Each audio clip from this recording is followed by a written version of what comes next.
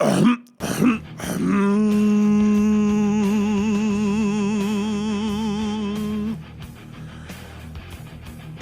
a reason why I started the video off like that. You remember Aiden English? You remember when he used to introduce somebody by the name of Rusev? When he did Rusev Day, you remember that? Yeah. How over that got? Yeah. Yeah. Do you remember how they basically buried it? Yeah. Now, LA Knight, I don't think is in the same situation, but there is an LA Knight problem. Now you may be asking yourself, what do you mean by that? Well, let me talk to you.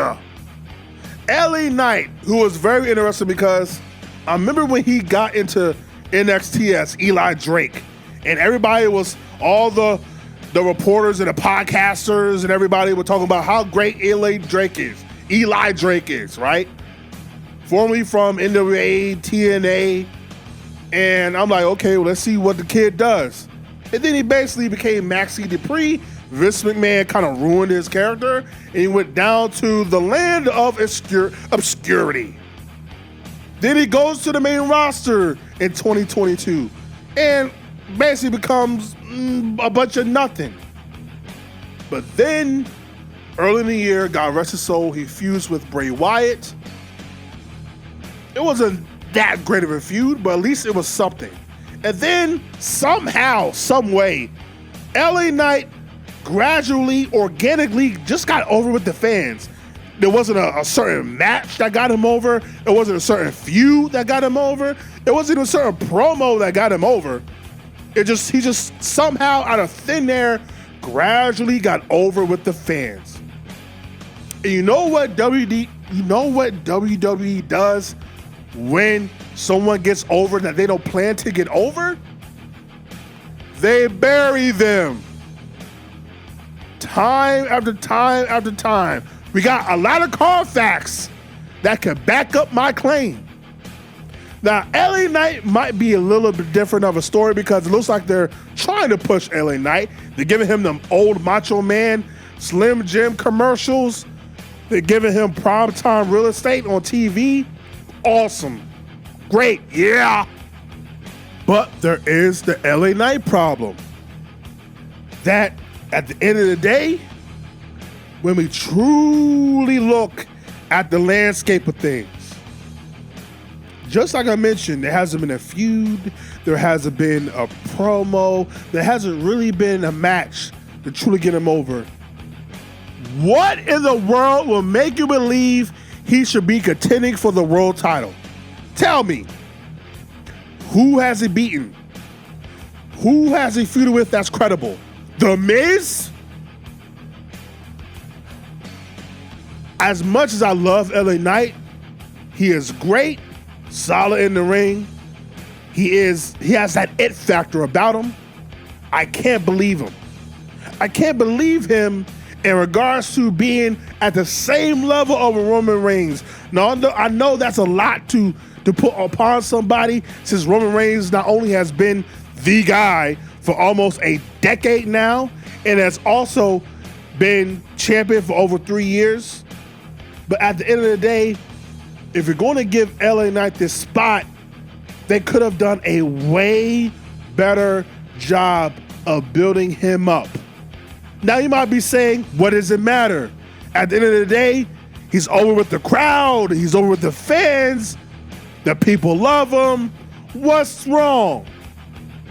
Well, at the end of the day, I like to be entertained. I like to be intrigued by stories. And if you're telling me this guy is supposed to be the guy to defeat Roman Reigns, what is his resume? If we're looking at the job of defeating Roman Reigns, what is his resume saying that he can do that? Again, who has he defeated, beaten? What major stage has he been on to prove himself? He's done none of that. And the funny part is, you had a great opportunity to do it, and you blew it. There is a guy by the name of John Cena who they continue to try to big up this propaganda and implement this propaganda of being the GOAT. So guess what? You had a WWE. It's amazing to me how much they have things right at the fingertips, and it slips and fumbles from them every single time. You had John Cena literally just doing promo last week about he has not won a one-on-one match on live television in 2,002 days. As soon as I saw that promo, I said, why the fuck isn't why didn't John Cena do this promo his first day back? Why wasn't John Cena giving us this promo his first day back saying, hey guys, I'm not here to be a nostalgia act. Hey guys, I'm not here to just give you just some FUs or some attitude adjustments, some promos, and go about my day. I'm here for one reason. One, I have not won a one-on-one match in over almost 2,000 days. I have not won that world title, which means I will have broken the greatest record in the history of this business. I need to do that. But the first thing I need to do is get a win. The second thing I need to do is contend for that world title and earn it. But I need a worthy challenger. Who comes out but LA Knight? LA Knight comes out and says, if you're looking for a worthy challenger, you met him. Yeah. They feud going into Fastlane. LA Knight beats John Cena. Guess what? You now have a guy that is credible, that just beat a 16-time world champion, a guy who you continue to tell us he's the GOAT. So now it is believable that at least he deserves to be in the same billing as a guy who is the tribal chief in Roman Reigns. It's that simple. It's not brain science. One feud, one match, one program makes all the difference in the world. No different from Stone Cold when he went on to face Bret Hart all those times. So by the time he was done with the Bret Hart feud, he was a world champion contender. No different from The Rock, who went on to face Mick Foley and Mankind throughout his tenure, even as a champion, who wasn't truly believable until he had that feud with Mankind before he went on to defend his title versus Stone Cold at WrestleMania 15. No different from the following year, Triple H, who did try to continue to make a world champion, but it wasn't believable until he ran into Cactus Jack at the Royal Rumble, then ended his career supposedly at Hell in a Cell at No Way Out 2000, to where by the time he got to WrestleMania, he truly felt like a world champion. If any of this making sense to you, it's all about the chase. It's all about the story you tell. What story should I be intrigued by from LA Knight to where I would even want him to win the world title? You have told me no story. Wasn't everything around Roman Reigns in this past WrestleMania about finishing the story? What is the story again? Cody Rhodes has not won the title that his daddy never won. And Cody Rhodes, who has faced adversity, whether you want to believe it or not, who was never looked to be the main event, never looked to be the guy, had to go on his own and find his own way to where he created his own company, to where he became the guy in his own company, then came back because he had unfinished business because he wanted to win the world title that his daddy never won. Now, of course, LA Knight can't have that long of a story, but again, it's really simple. One match, one program, one feud. That's all LA Knight needed. And you had the perfect guy. You had the perfect guy in John Cena. Hell, before Edge left, you could have had him feud with Edge. Because you damn sure wasn't doing nothing with Edge.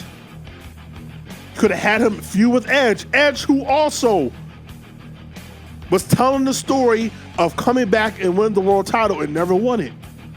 You could have LA Knight be the gatekeeper to where he stops Edge from winning the title, stops John Cena from winning the world title. So by the time he gets to Roman, it's like, oh my God, he might be able to be the guy, even though you have Cody looming around. Maybe they're putting on LA Knight. But you didn't do that. This isn't just, oh, you're just complaining to complain. No, I like a chase. I love a story. Why do you think people refuse to get over Cody Rhodes now winning at WrestleMania? Because of the story. Cody Rhodes is not some average Joe. If this was, 2006? If this was 7 years ago, even 8 years ago, nobody would have given a damn about Cody Rhodes going against Roman Reigns. Hell, nobody would have even cared about Roman Reigns. You wanna know why? Because he didn't find himself to be the tribal chief yet. It's all about the story. What do you think the bloodline is about? It's about the story, character development.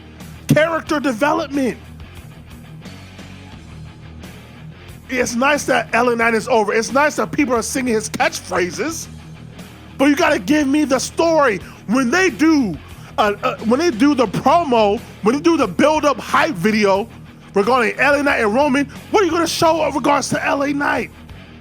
He did a couple of promos and beat The Miz? That's supposed to be the impressive thing he did? Instead of giving us a thing to where he beat Edge, won a Royal Rumble or a Battle Royal, beat John Cena on his chase to be the world champion after being taken down or being at the bottom of the card all year. It's an easy story to tell with LA Knight. You have LA Knight say, I came in here to try to make me someone who I was not, Eli Drake, then try to make me someone who I was not again, Maxie Dupree, to where I had to truly climb from under the land of obscurity, climb up out of that hole and make a name for myself. To where I had to make everybody know that I am LA Knight. That's who I am. That's who I am. That's why I make sure every arena never forgets my name. My name is my name.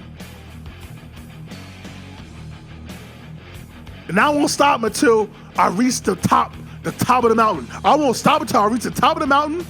That brass ring of showing everyone who is the absolute best. I have been in this business for almost 20 years. I have now just reached my pinnacle and my full potential.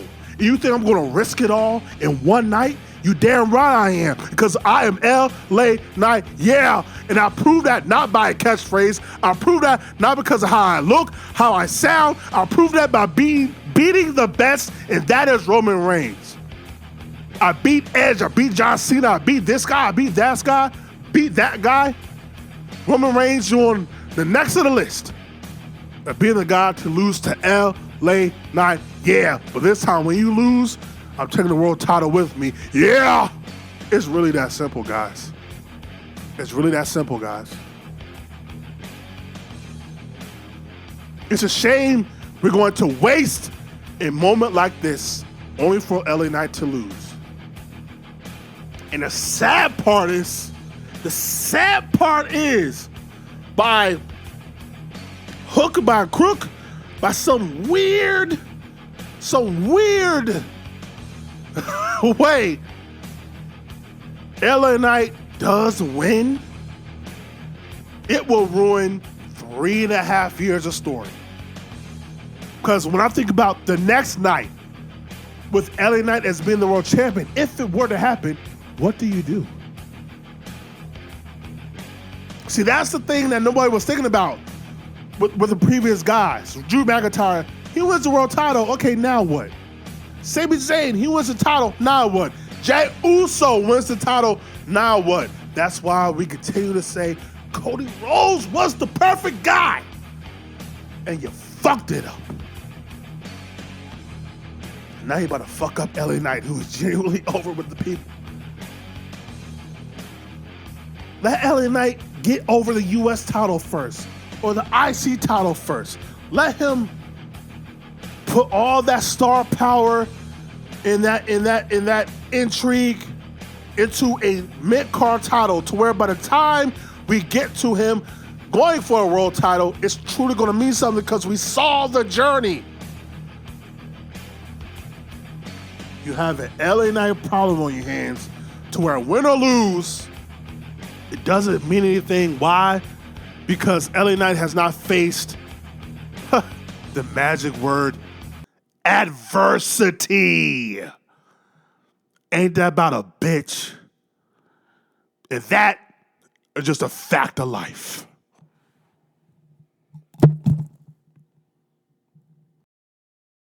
I'm the best.